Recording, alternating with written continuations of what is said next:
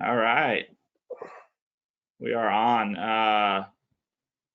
Thanks for joining, guys, for our first ever GameChanger Athletes Coaches Webinar. I'm Jake Worrell. I'm the Executive Director. We have Nolan Brunworth here, who's our Director of Development, and Josh Bunselmeyer and Joey Hawkins, and we'll introduce them here in a couple minutes, and we'll get into our questions. Couple things before we start here. The webinar will be available after we're done here. It probably takes about 2 hours for it to be uploaded to the cloud. I've put my email in the chat. If you guys would like it directly sent to you, just send me an email, and I'll be happy to send that your way, since this time frame is during some school hours here. So student athletes and some coaches and ADs may not be able to view it. We will have a recording of it, so I'll be happy to share that with you guys. Next, we would love to hear from you guys, from people in attendance and watching and listening. We do have a handful of questions for Joey and Josh, but if you have a question for them, please post it in our chat. If we have enough time at the end, we will go through some of those questions. If we don't get to you, we'll be sure to follow up after our webinar. So, Joey, Josh, thanks for being here. You guys hear me all right? Yeah, I can hear you. I think Joey might have froze again. It's all good. Hey, Josh, hopefully when Joey gets back on here, just explain a little bit about kind of your route through baseball, kind of where you're at right now, and what you've been doing as a coach in the Baltimore Orioles organization. Yeah, so can you guys hear me okay? We good? Yeah. Cool. Yeah. Yeah, so I played college ball at St. Louis University. Played there for 3 years. Played a couple of years of independent baseball, and that's kind of how me and Joey got to know each other when he was still with the Cardinals and we were just working out together. Just trying to figure out how to not get cut, basically. Didn't work out for us, but I think it set us up good for where we're at now and what we're doing. I was coaching at Jefferson College in Hillsborough, Missouri for 2.5 years, and then this past off season hooked on with the Orioles, where before everything happened, I was going to be the Dominican Summer League coach and help run some of our player development at our Dominican Academy. So I was looking forward to it. Haven't got to do that, but they're keeping us busy with some other stuff, as much as you can do during this time. So that's kind of what I've been up to lately. That's awesome. Hey, Joey, did you hear the question? I'm assuming it's take you guys through my path. A little I bit was of cut out there for a little bit. Yeah. No, I went to Missouri State for 4 years, which was an awesome experience, and then was fortunate enough to be drafted by the Cardinals.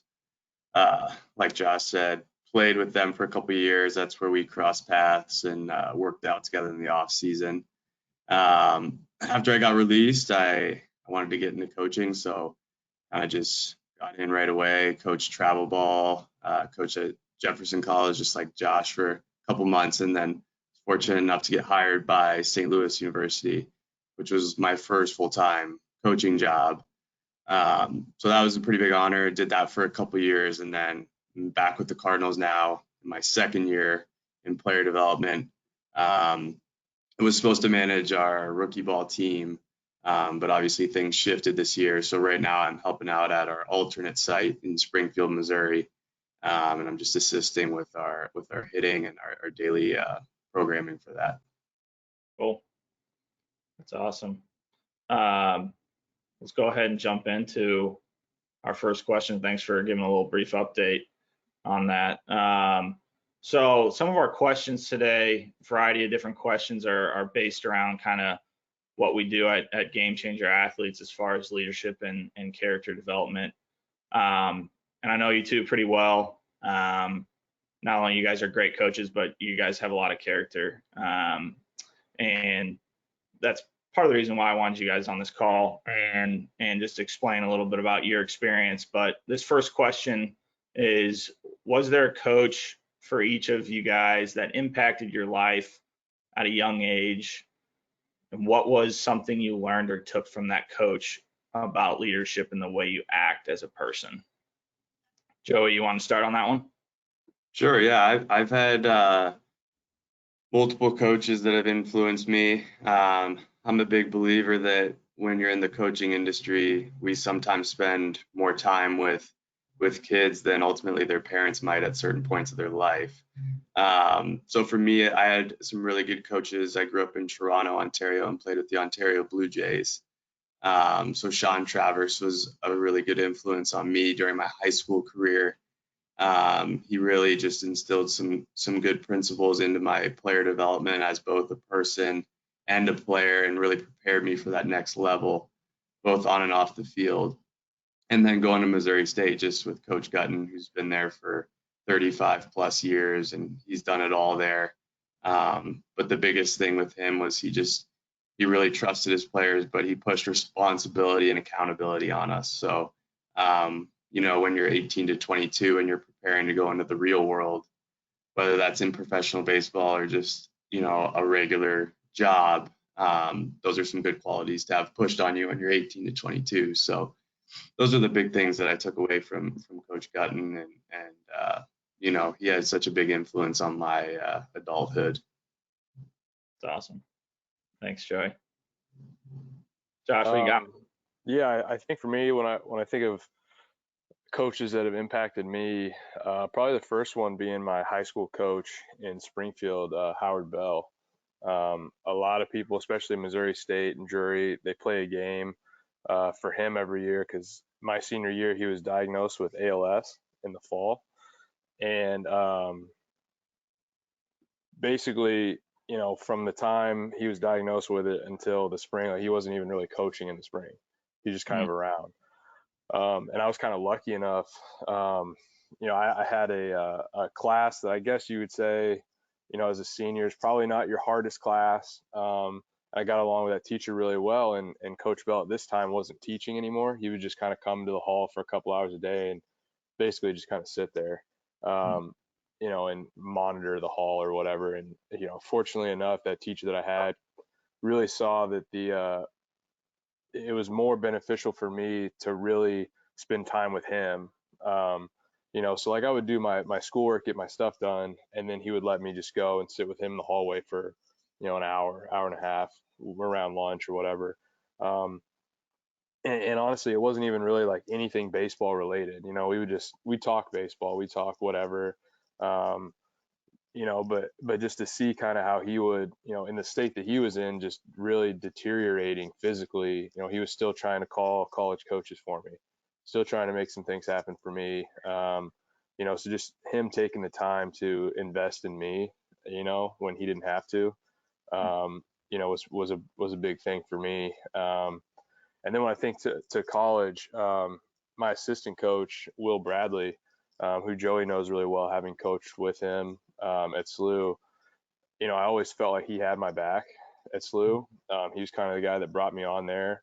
And, when things weren't going great, or, my first year I struggled, I always felt like I had a guy to go to who would either be like, hey, you need to do this, you need to get better at that, you got to keep working hard, kind of pushed me.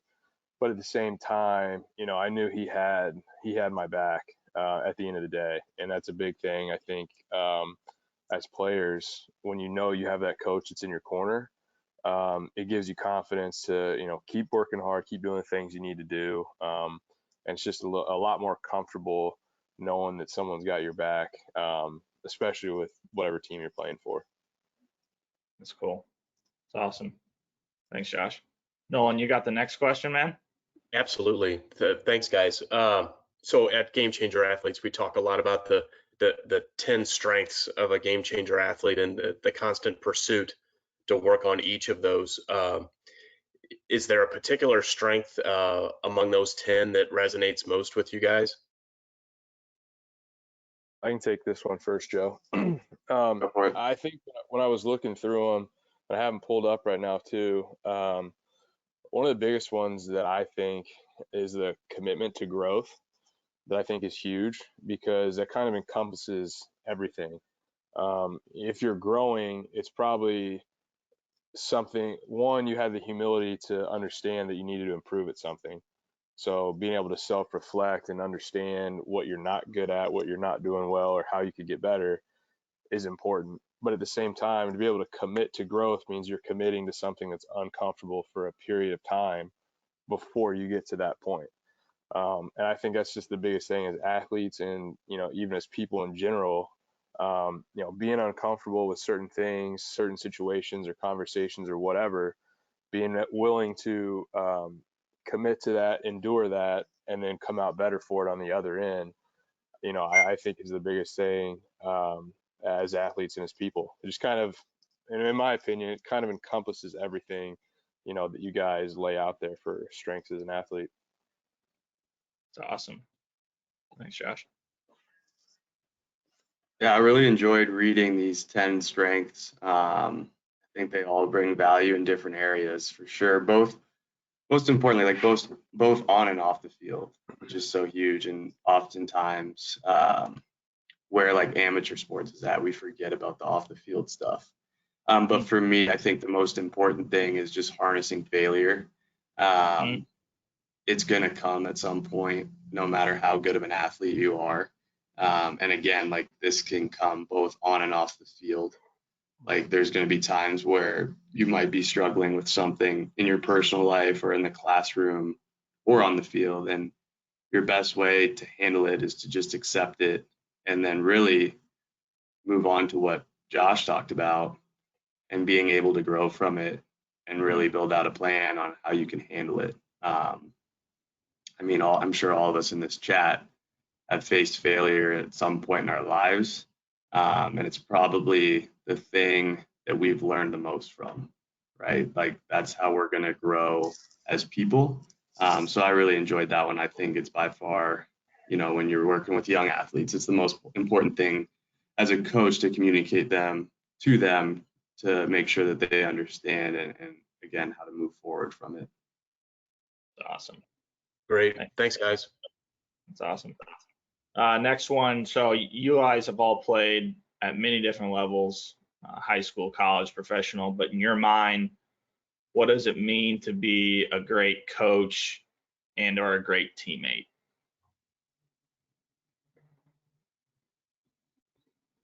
Joe, you I can got go that? with this one. Right. Yeah, sure. I think a big one with this is really going simple with it. Be a good person at the end of the day. I think sometimes coaching staffs, like we try and draw up like perfect plans to create better teammates and just better clubhouse atmosphere or whatever it might be. But it all resonates and comes from the foundation of just being a good person. And I think that matters the most, right? Like if you don't care about the guy to the left or right of you as a person first, it's going to be hard for you to respect them as a teammate, right? And as a guy you play with. So I think for me, that's just the most important thing. Like if we're striving to be good people, and that was always something I learned from Coach Gutton, like you're going to be in the community, you're going to be in the classroom with people that aren't your teammates. And if you're not a good person there and your teammates start finding out about it and it gives your team a bad rap, then it's just not good for that club. So yeah, again, like for me, it's just how can we create an atmosphere where we have great people on a daily basis. Awesome. Yeah, I think that's, I don't know. I think that's the best answer you can really give to that is being a good person first. I think when it comes down to it, you have, there's always really talented. Some guys are super talented players that you need on your team and you want them there. But when they're not good people, either good teammates to each other during the game or even off the field, it just, some of those teams don't go, as far as they should. And, I think that's the biggest thing that, in my college career is we had some super talented teams and some good players, but we couldn't put everything together when we needed to. And I don't know if that was necessarily that we had bad teammates, some guys maybe, I guess, but we just didn't everyone pulled the same direction the whole time.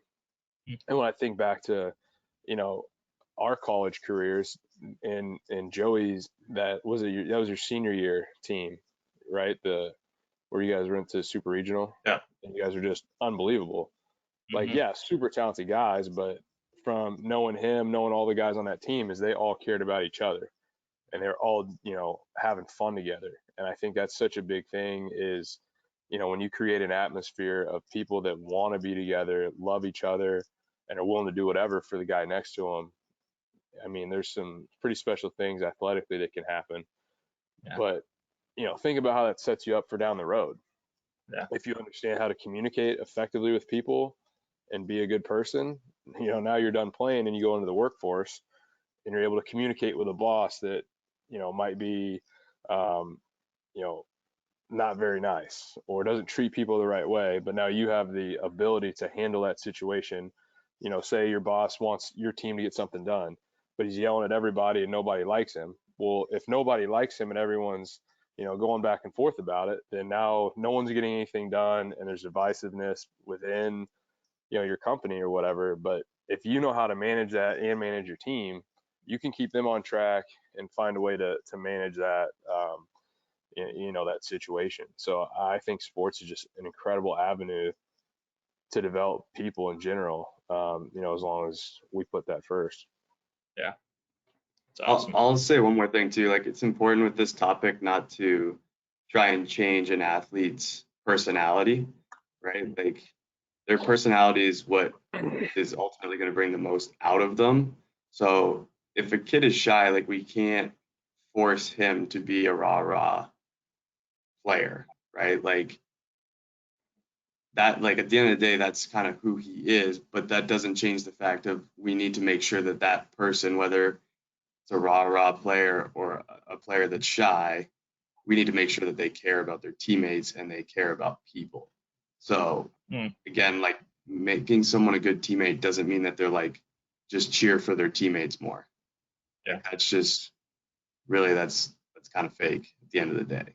Like, you got to get down to the nitty gritty and make sure that, like Josh said, like, we're pulling for each other for the right reasons, not just because you cheer for your teammate on a daily basis. Yeah, that's great. It's good stuff. Thanks, Joey. Great points, guys. So you guys see this as coaches every day. You live it. Effective time management is such a vital skill to learn. Earlier the better, right?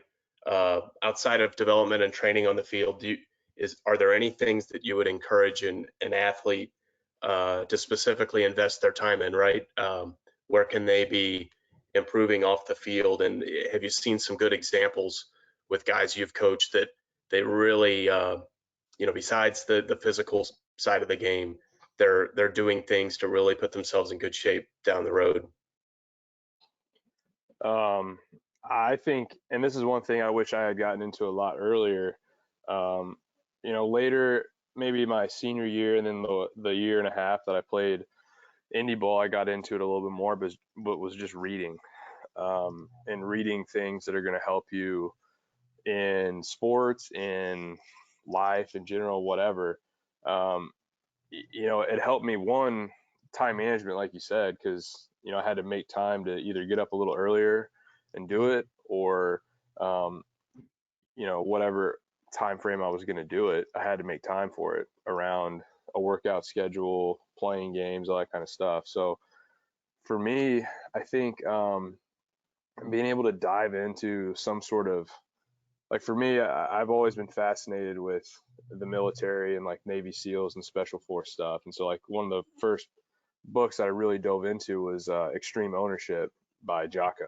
And I'm sure you guys have, if you haven't read it, I'm sure it's on your list. But like, the discipline to do the little things every single day and how that adds up over time, and so for me, it was, there's always those little things you don't want to do, whether it's, an extra workout, whatever little, homework for high school and college kids, whatever those things that you don't want to do, like do every single thing in your life 100%. Give it all you have, whatever it is. Even if it's stuff you don't want to do, just go figure out how to be good at that thing. And I think that's what kind of changed my mindset, is like those things that I don't really want to do, now become, all right, like how can I be the best at this thing? And, because all of us are competitive or we wouldn't have gotten into sports.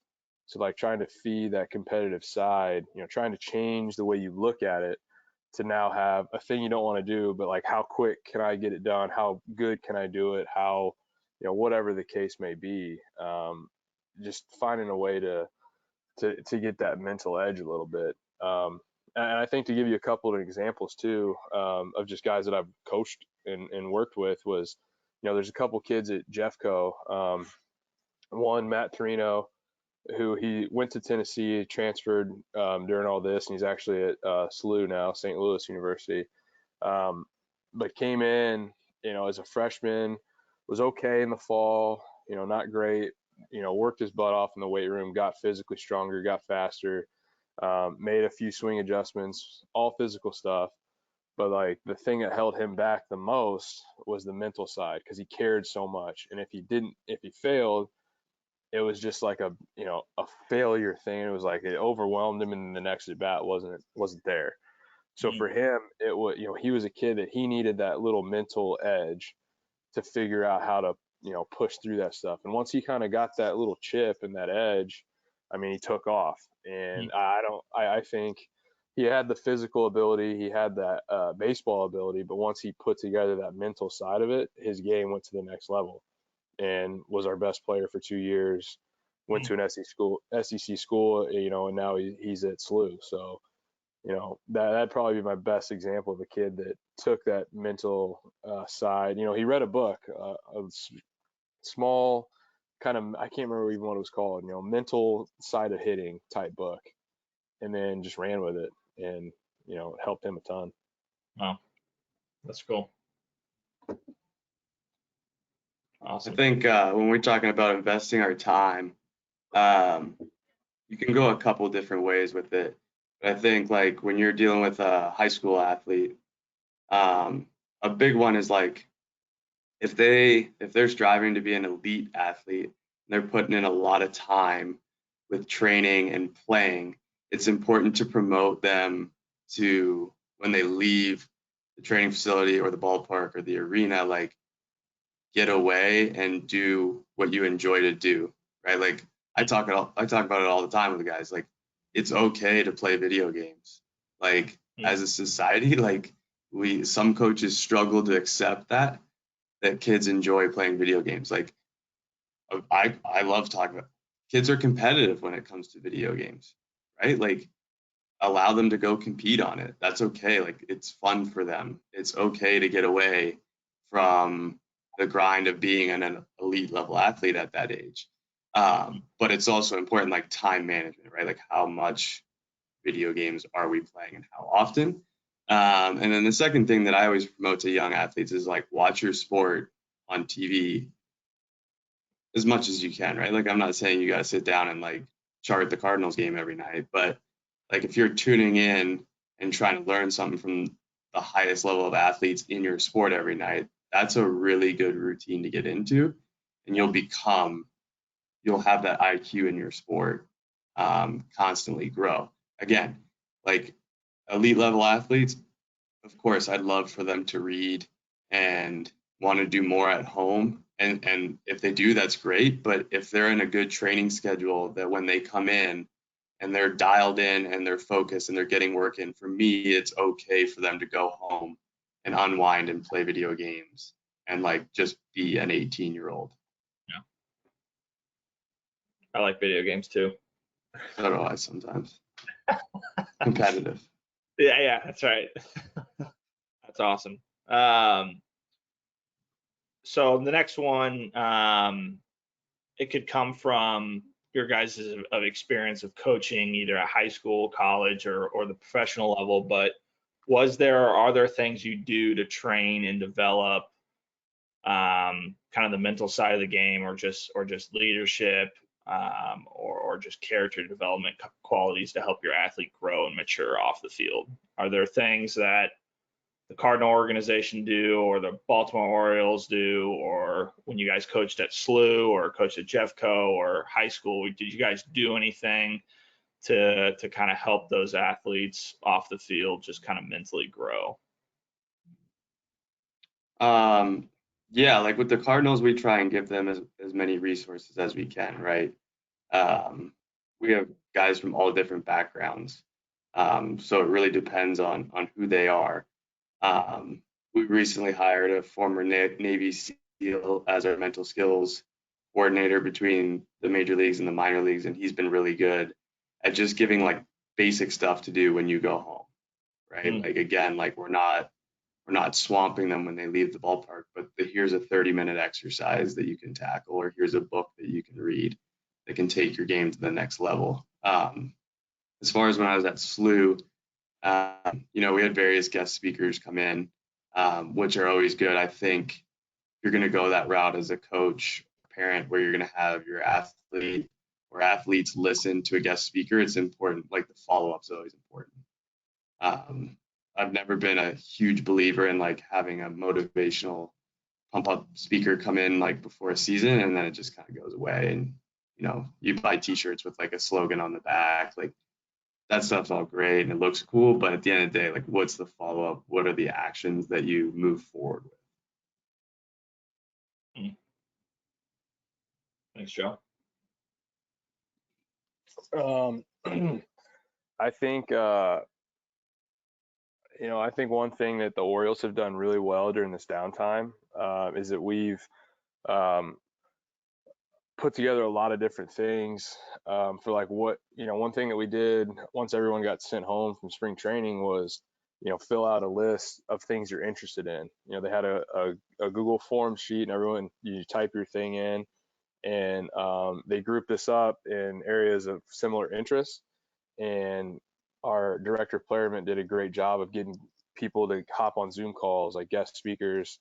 Like we got to meet with a couple of Navy SEALs to talk about different stuff. One of our other meetings was about training and skill acquisition with one of the Irish. I don't even remember who it was, but it was one of the elite soccer teams in Europe, about how they train athletes.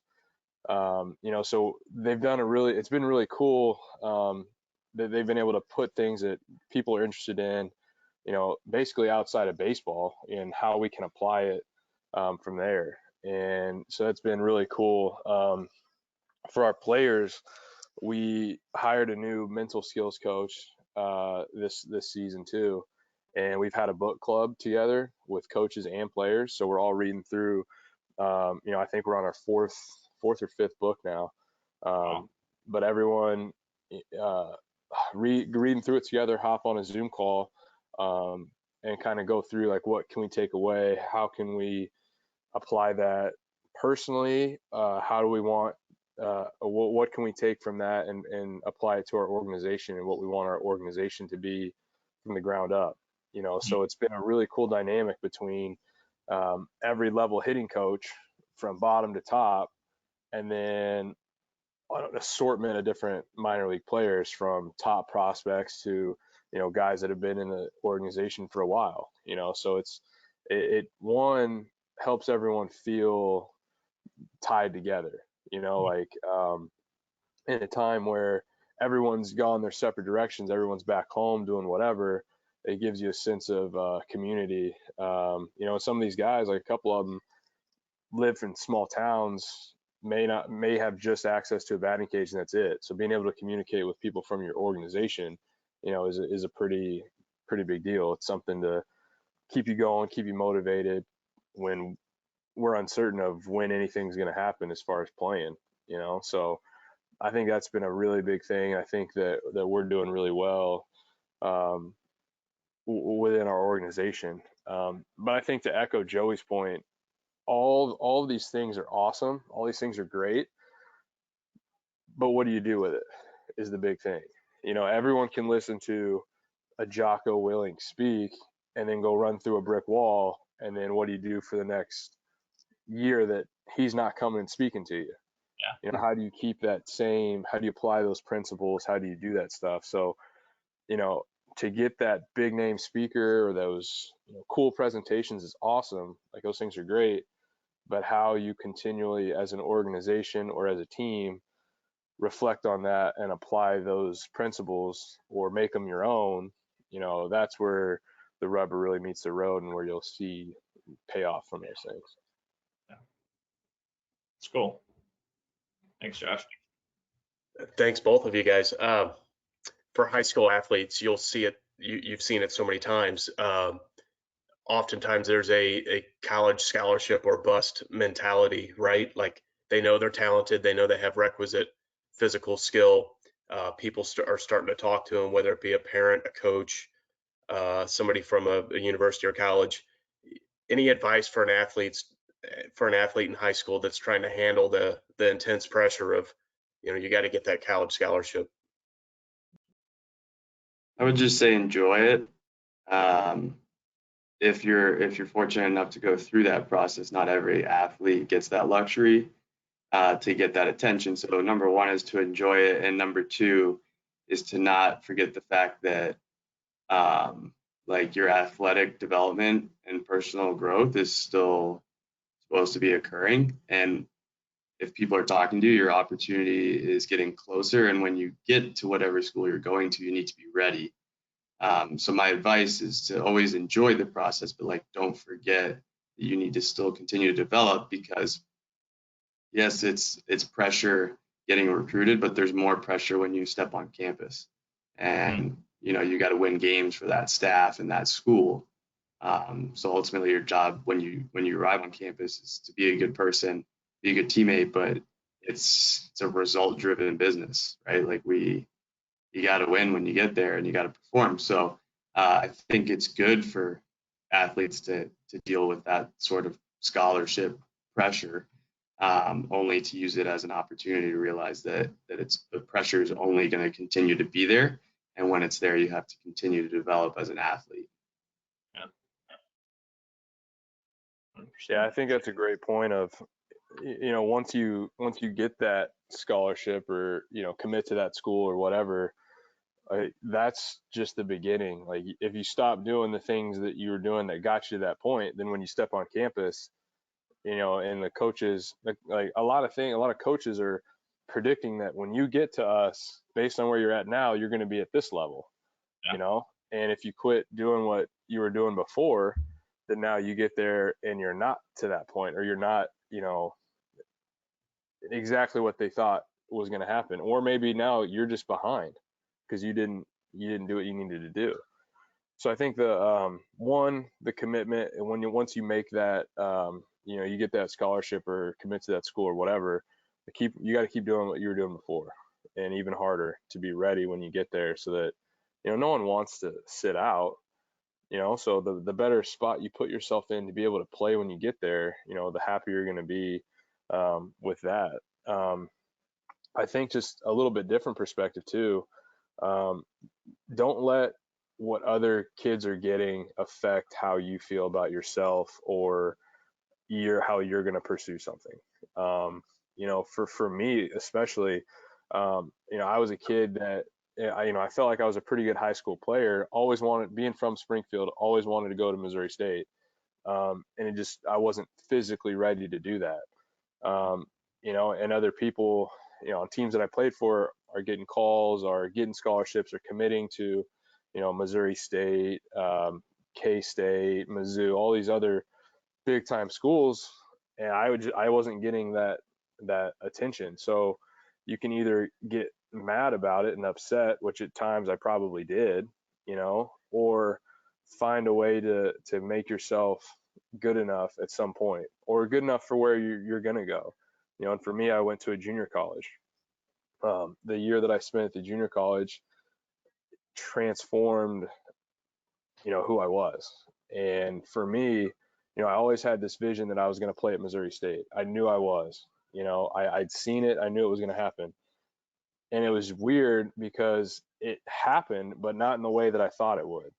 And it happened through playing for SLU as a visiting team at Missouri State. Like that vision literally became what it was. Like I can remember it was my senior year of high school, and I just envisioned being on that field, seeing the scoreboard, blah, blah, blah. And I was like, I knew it was going to happen. But in my head, it was playing for them, but you just keep working, you keep pursuing it. And it wasn't until my senior year that I realized that, hey, that vision became reality, but I just had a different uniform on. So you never know what route you're going to take and what things are going to happen, but focus on yourself, be true to yourself as a person and as a player, and wherever it takes you from there, be the best person in that situation. Yeah. Cool. Thank Excellent. you guys. Yeah, that's awesome. So you guys have seen this a handful of times, probably at the high school and the college level, but and I know you guys aren't parents yet, but there's probably some advice to give to some parents. But what would you say? Any advice you would say to parents on how they support and encourage, their athlete, their son or their daughter, going through the developmental process of jumping from middle school to high school to college, if that process is there? Obviously, I'm not a parent yet, so I don't know exactly how I would handle that situation. But just from like what I had, in my life growing up, is I had a unbelievably supportive family that would, help me pursue whatever my dreams were, and for me, I was lucky enough that when my dad would come home from work, it was straight to the field to do something, whether it was BP, ground balls, whatever. He was helping me, and this honestly was still a thing until even in college, I would come home and he'd still go hit me ground balls, so I think the biggest thing is motivating and believing in them and helping them believe in their dreams. Because, for me, I never doubted that I could get to the major leagues at any point, even when I was still in indie ball, probably the furthest, away from making that become a thing. I was like, man, okay, if I just do this and I catch on, I got a chance, Yeah. But I had parents that echoed that to me, and it wasn't a false, like, rah type speech all the time. It was just, hey, keep working hard. If that's what you want and want to pursue, go after it. Keep going after it, and it obviously didn't work out as a player, but that's motivation still there as a coach. And that all stems from, having a support system that believed in me. And it's like, and my dad wasn't like a overbearing, push me to work out and do these different things. It was, he motivated me and was like, hey, maybe you should, maybe we should go do something today. Why don't we just go play catch or something, and then that turns into 2 hours of doing stuff, just because we love the game. But for me, I always was motivated because I just loved baseball. Yeah. But I had parents that pushed me to just keep doing it and keep getting better. So I think regardless of how much money you have, what kind of lessons you can afford, all that stuff's great, and whatever you can do is awesome. But at the end of the day, your kids just want you to believe in them. That's all I wanted, is to have a dad that thought I could do it, and that was enough. And him showing me that he cared by playing ball every day after work when he didn't necessarily want to.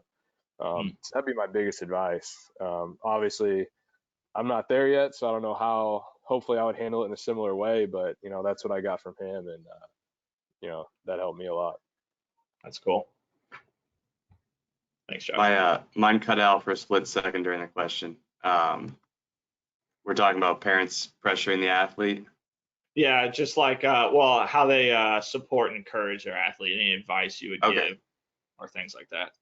Yeah, no, I mean, Josh nailed that one. Like, parents, they got to be the backbone and be the belief system and the support system for athletes.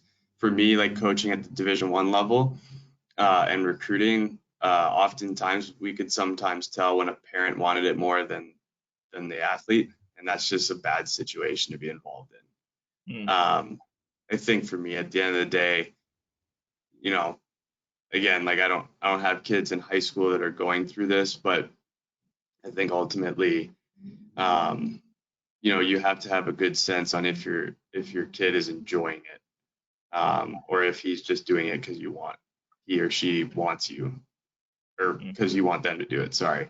But yeah, like Josh said, you just got to make sure that your kids think that you believe in them, whatever it might be, that they don't, you know, if your kid's worried about what you as a parent think that their end goal is, or their final road in whatever sport they're playing is, then it's just a bad situation.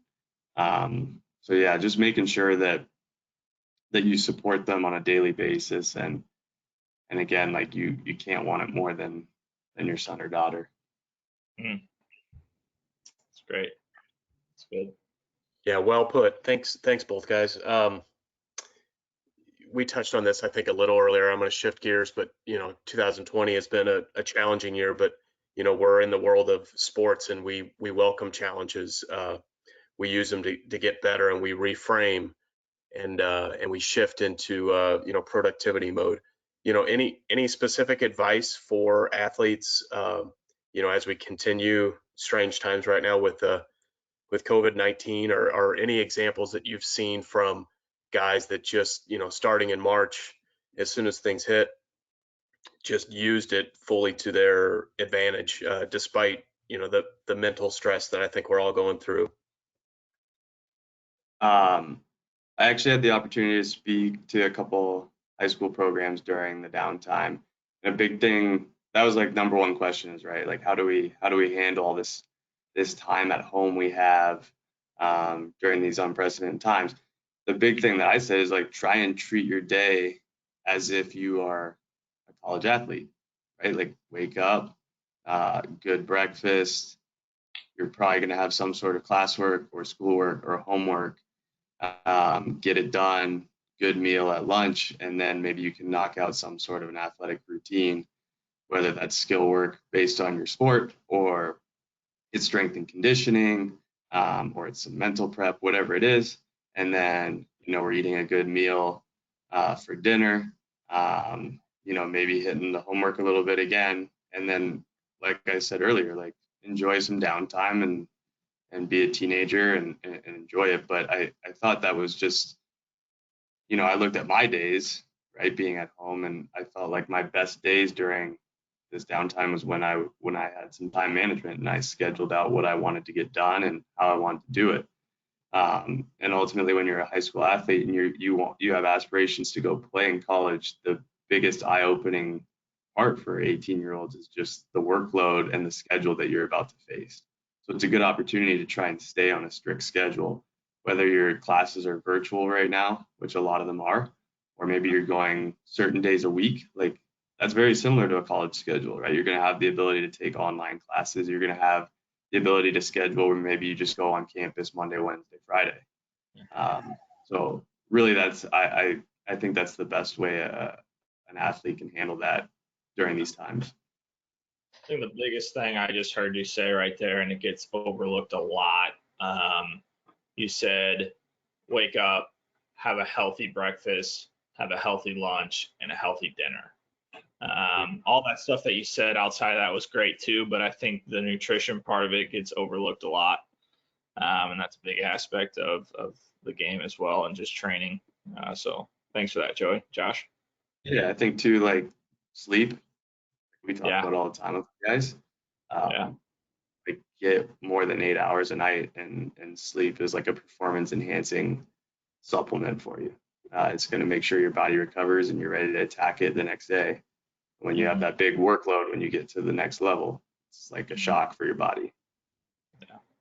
Yeah, just going off of those couple points right there, that's one of the biggest things that we as an organization echoed to our players during the spring training, was the need for quality sleep and what that looks like for your body physically. Because like everyone kind of applies like, oh, I'm working out so hard in the gym right now, like I'm getting stronger. And while that has to take place, the actual recovery part where you're getting stronger, your body's repairing itself, happens when you're sleeping. So if you can work out as much as you want, but if you're not getting the right sleep that your body can repair what happened that day, then you might be making some small gains, but you won't make the big jumps that you otherwise would, with a better diet and better sleep. And that's one thing that we echoed to our players that I hadn't ever, I'd had some, I guess, knowledge of it, or some people talk about it, when I was a player, but I'd never looked into exactly what happens with your body physiologically when you don't get enough sleep or don't eat right. So that's a huge piece. But I think another thing just during this time is you have to be willing to get creative. With gyms locked down, with facilities locked down, wherever you're at, or maybe you have a parent that has a compromised immune system, so it's not smart for you to go out and go to these places and do these things. You have to be willing to be creative, and that's the cool thing of being a part of the player development with our Dominican Academy is I'll get videos from kids in the Dominican right now that like talk about creative. Like a kid was hitting a softball that looked like a mango, and that was his routine because that's what he had. He wanted to create a weighted bat, and so he had this giant, I don't even know how or what it was that he taped on the end of his bat to create a weighted bat. It was like rocks just taped on the end of his bat. And that's, I'm not saying that you have to go to that extreme, but that's what he had, and that's what he had access to, and he knew that's what he needed to get better, so he made it happen.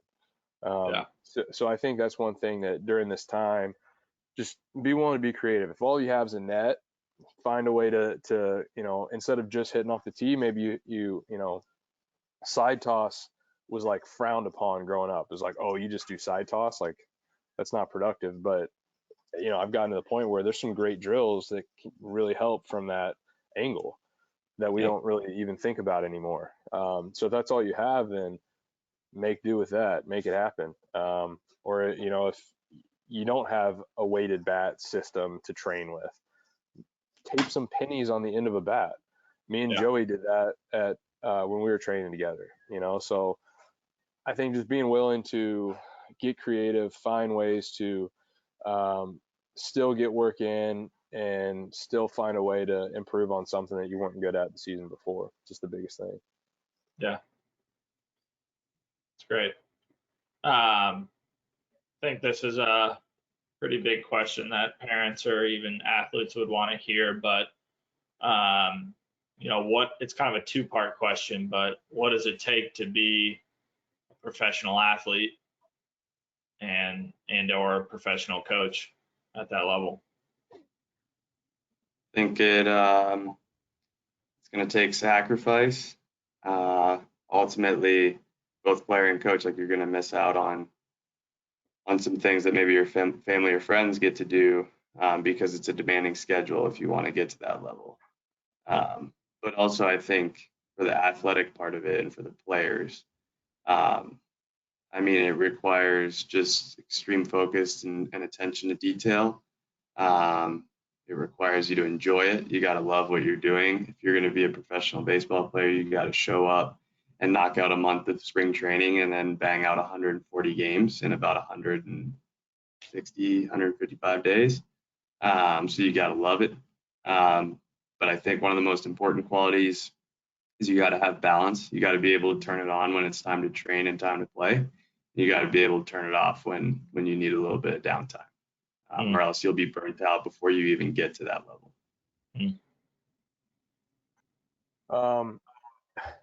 I think one of the biggest pieces there was the sacrifice that it takes to get to reach those dreams. Like everyone wants to hang out and do fun things with friends and family, and maybe there's a weekend trip planned that your buddies are going on that you can't do because you have whatever coming up that you need to focus on. It's kind of like when we think about Kobe Bryant or Michael Jordan, the sacrifices those guys made, like they were just about being the best and how they could make that happen.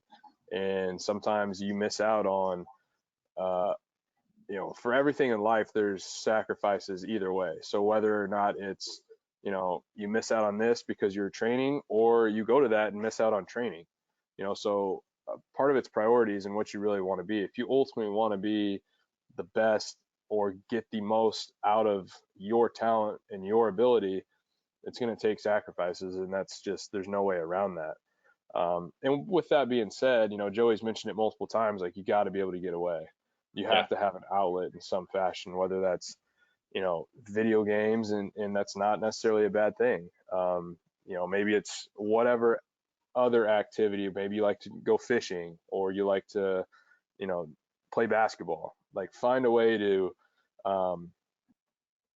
get away from the game, unwind, regroup, and then get back to hitting it hard however you can.